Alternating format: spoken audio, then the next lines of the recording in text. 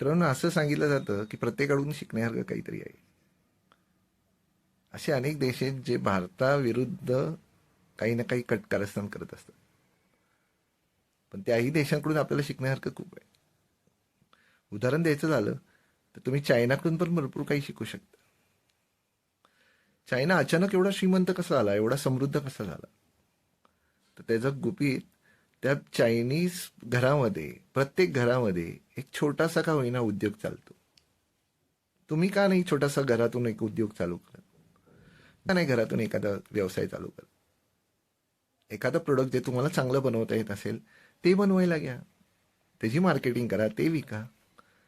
जर प्रत्येक भारतीयाने एक एक एक एक प्रोडक्ट जर आपल्या घरातून बनवायला सुरुवात केली तर तुम्ही विचार करा की हे प्रोडक्ट आंतरराष्ट्रीय व्हायला कितीसा वेळ लागेल. कारण भारतीय लोकांकडे जगातली मोठी बाजारपेठ आहे. भारतीय लोकांनी जर ठरवलं तर एखाद्या देशाला हा म्हणता खाली खेचू शकतील. ही आपली ताकद आहे मित्रांनो. मग हीच ताकद आपण भारतीयांना मोठं करण्यासाठी का नाही वापरू शकत? म्हणून मित्रांनो, उद्योजक व्हा. जे छोटंसं तुम्हाला काही बनवता येतं ते बनवा. नवीन आयडियाज आणा, काहीतरी नवीन करा. उद्योजक व्हा. जगाला तुमचे प्रोडक्ट्स विका.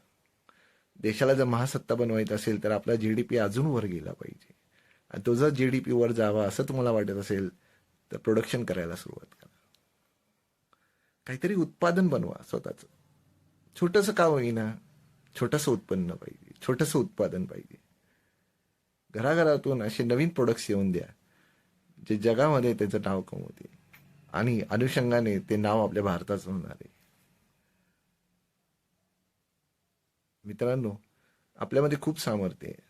त्या सामर्थ्याचा उपयोग भारताला अजून सामर्थ्यवान बनवण्यासाठी करा.